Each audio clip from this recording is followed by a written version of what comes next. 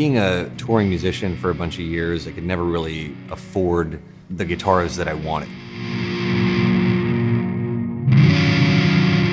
And a lot of times you're just settling for what you can find used, which you can still find great stuff, but you're just kind of limited. After a while, I started to realize it might be a cool idea to just start making my own guitars. I started making guitars in my garage. So I was sort of tinkering and learning and trying and failing at certain stuff. And then once we kind of figured out what we wanted to do with these guitars, then we launched the brand. I'm Sacha Dunable, and I make Dunable guitars.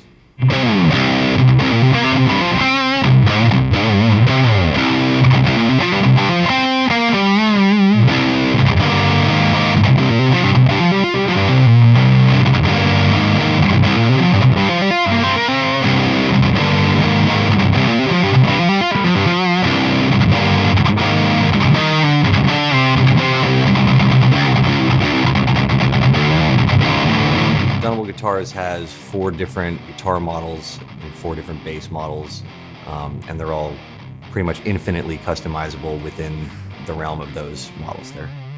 Our oldest model at this point is probably the Yeti, which is kind of an offset. Then we have the Asteroid, which is kind of like a sort of a V shape. I don't know if I can say that legally, you might have to bleep that out. And then we have an R2, which is a little more of a like classic heavy metal looking guitar. And then the Cyclops, which is probably the most popular model, a double cut. It's a familiar feeling shape, but I think nice and unique and very ergonomic.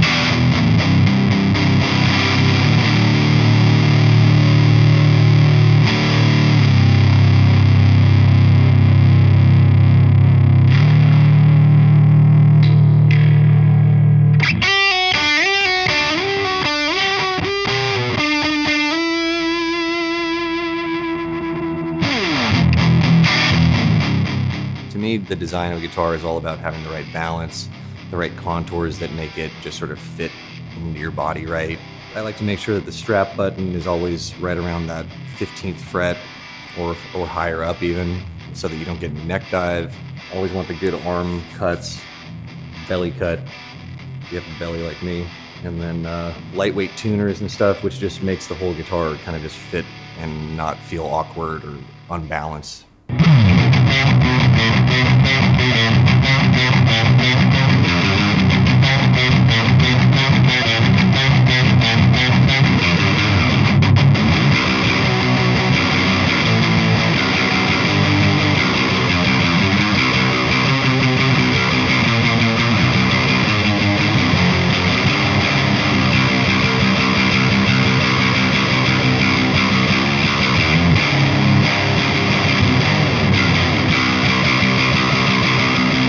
There's a whole bunch of awesome musicians that play these things. That's been really fun for me, honestly, to get to work with so many people that I look up to. Honestly, you know, Jeff Matz from High on Fire, Steve Brodsky, Mutoid Man.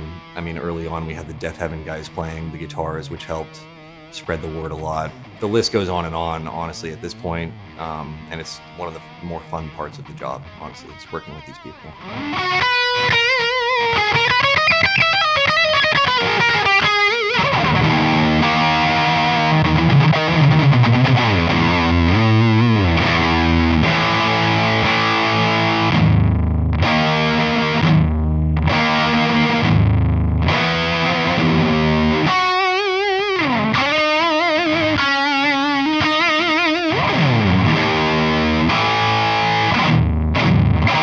This has definitely blown away my expectations on what I thought I was doing with my time in my garage making guitars.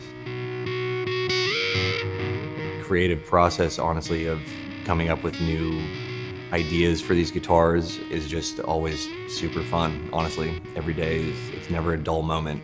I still enjoy the finish process, coming up with new just like ways to paint and finish guitars. I think that's always really fun and kind of scratches that creative itch.